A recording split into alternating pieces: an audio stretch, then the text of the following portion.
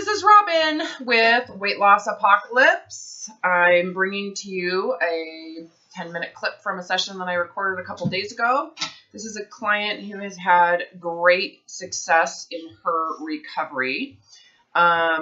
She suffered with, I would say, emotional eating, binge eating, continuous shame and guilt about her weight, but at the same time,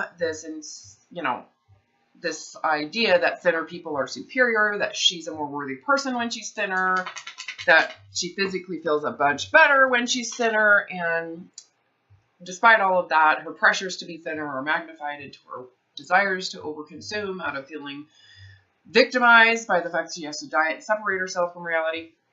Anywho, she has made huge progress of grieving the fact that she'll never be thinner again, accepting a body that's 250 pounds, that has some limitations, and in accepting that, she has found an incredible improvement in her overall sense of well-being, her sense of awareness, her internal freedom and connection to others, in grace, and overall elevating her awareness and level of consciousness. However, over the course of the last month since we had talked, she noticed that her issues with food were coming back, and she connected the dots on her own that it was tied directly to the fact that she had started to lose weight, non-dieting, not worrying about her weight, accepting her weight. She actually her body had lost 3 pounds and then had lost 3 pounds more, and all of a sudden her issues with food were kicking back up, and she's connecting those dots. And we're discussing, well, what if it's true? What if you still do believe that thinness has benefits? Being thinner makes you a better person, and even if it doesn't make you a better person, that being thinner is better. And I think this is actually very important to understand, that if you indeed still have those beliefs, even though you've given yourself the forgiveness and the grace of being heavy because of the need to be relieved of the issues with food, if you still believe that being thinner is better, don't repress that, because it's going to come out sooner or later. And to repress that belief in judgment and shame about it is just another sign that you really don't necessarily understand the underlying issues. So in this clip, this is the last 10, 12 minutes of our session, we are getting to what is underneath all of that. And for her, it is fear. Fear of being inadequate, fear of not being able to handle life, fear of death, fear of loss, fear of failure, fear of being alone, which is really at the core of human survival mode. And, I study Dr. Hawkins' scale of consciousness. I've implemented it in the work that I do because I think it is so helpful in understanding how we work as animals and how to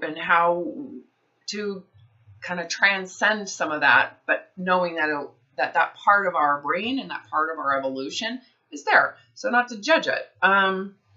So she's kind of stuck at that fear level and has connected to being thinner as a kind of a weapon or an attachment or an idea that that's what's going to make her have confidence. And that's where we talk about pride, the inflated idea of yourself, but it's actually not yourself. It's an inflated idea of surviving with a weapon or with an attachment, or with an aid.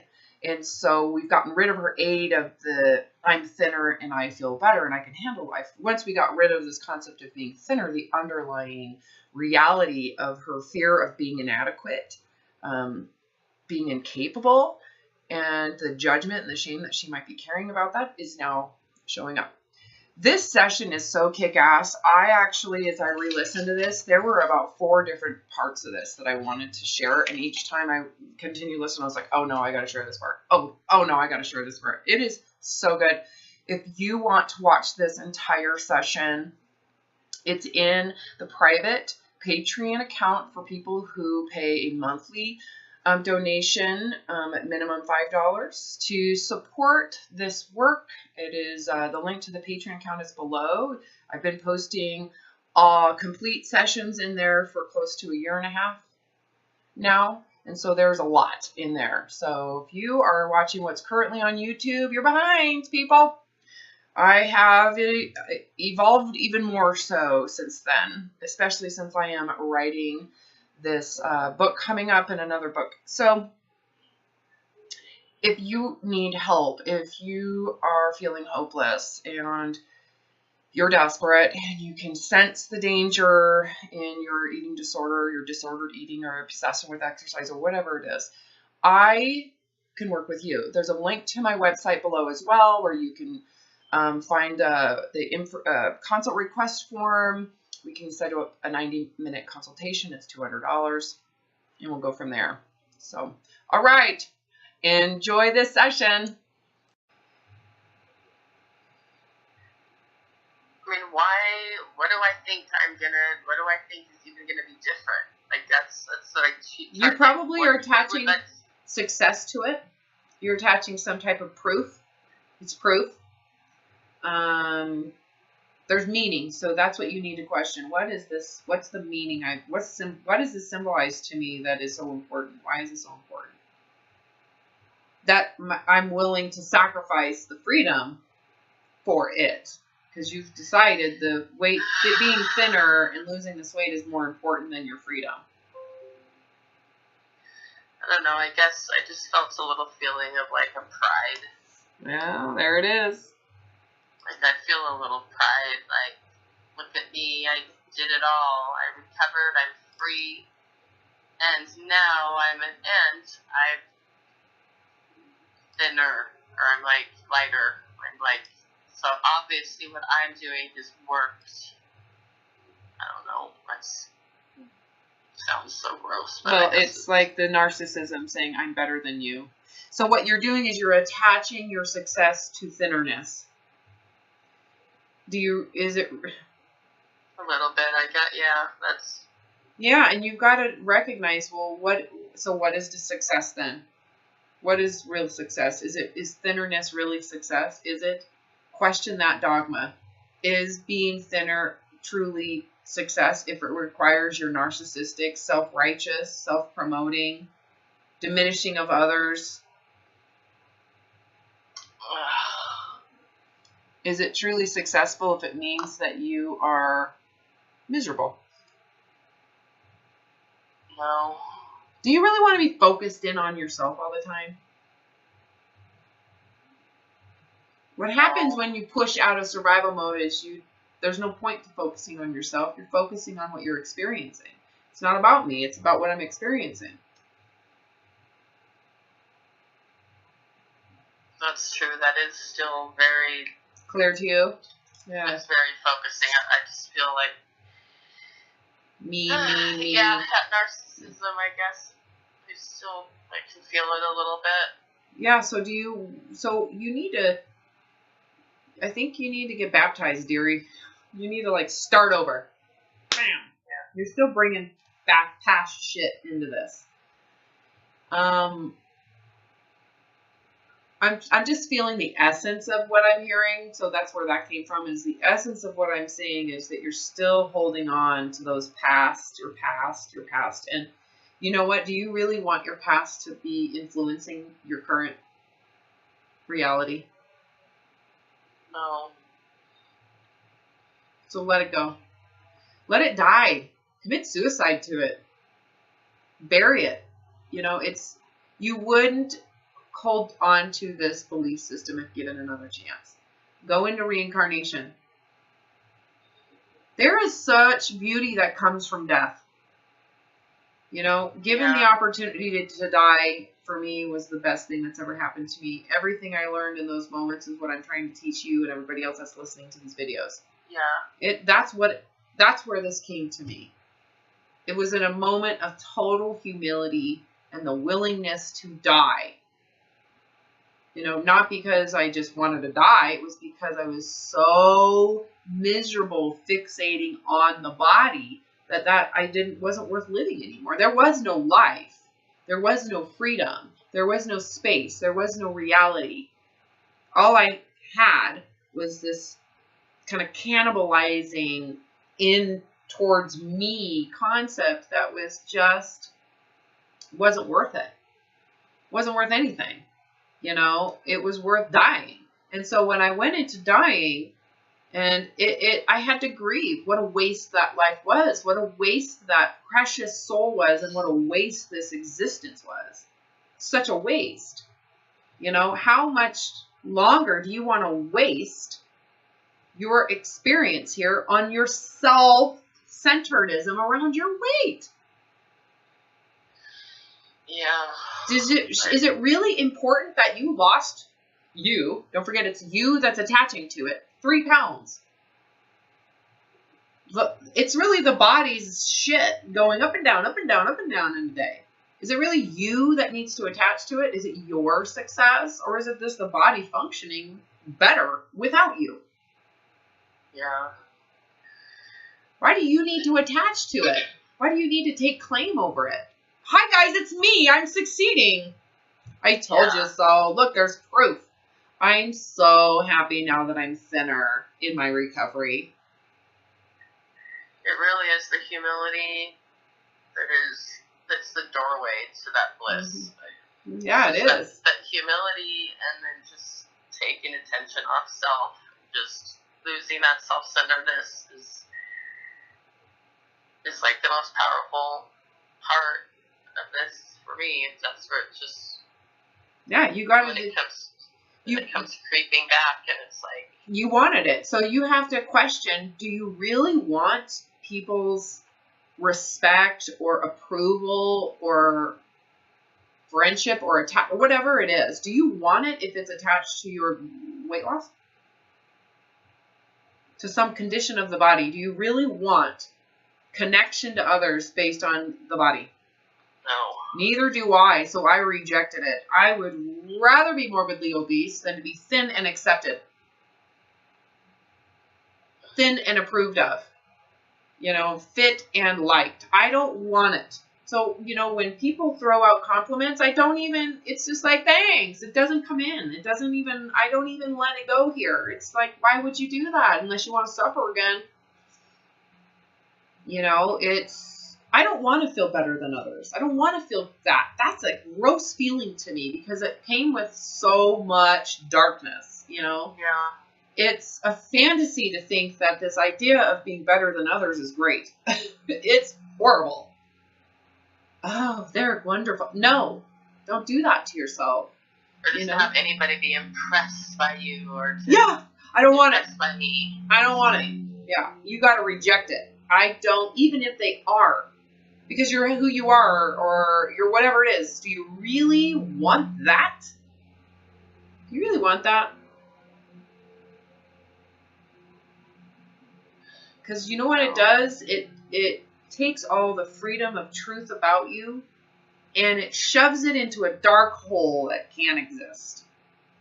Because you got to be whatever it is that gets people's approval. Do you really need to inflate your worth? And what's that a sign of? Narcissism. Well, it's a sign you don't really feel worthwhile at the core. You really don't feel worthwhile. So that's where this is stemming from, is you still do not feel that you are really worthy. And remember when I said to you, you've accepted your weight, you've given yourself grace, but you still feel deep down that you're a piece of shit loser. I'm a quitter, I quit. And you're obviously, the benefit of you quitting has been wonderful, and you don't need to negotiate or argue for that at this point, because you're very aware of the misery involved in what you were doing.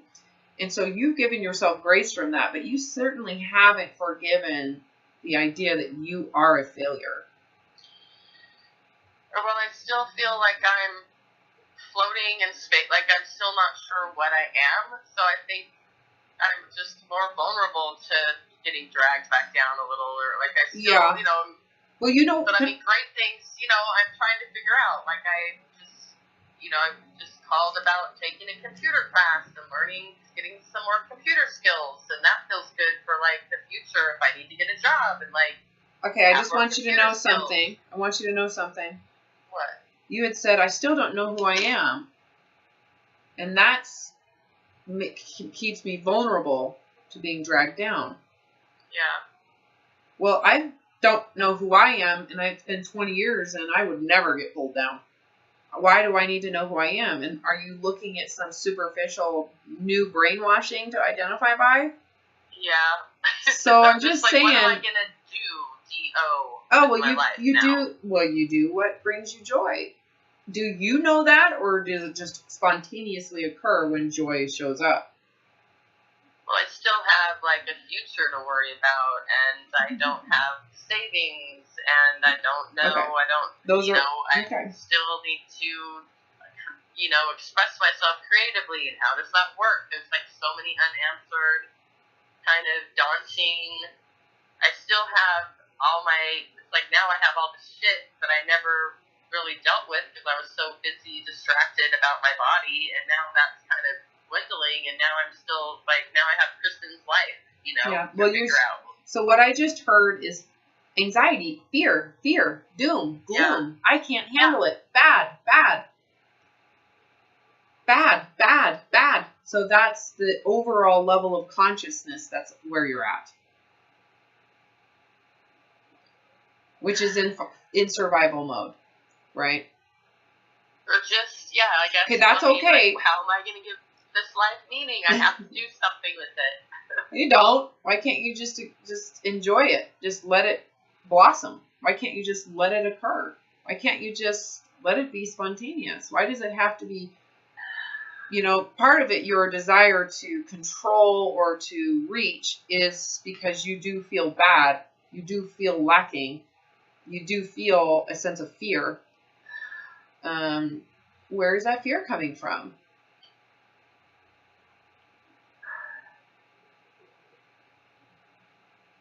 Can you see why? And I like that you actually kind of connected those dots there, that I got rid of what I was fixated on, and underneath it is this reality. So you could say all this fear, you were thinking that the weapon of being thinner would actually get rid of it. And so it would make sense then if you still believe that you are incapable. So when you look at the human response to fear and what brings fear about, it's an absolute information about our environment, and that's one part. Like, oh, there's a bear, and I'm definitely gonna die. So, right, there's an environmental perception, but there's also an internal perception about our capacity. So, okay, I can see that I have to write this book, and this feels daunting. It feels heavy. It feels overwhelming. And then internally, my question is, can I handle that? You see how there's two parts. It's not just one part. Can I handle it? Yeah.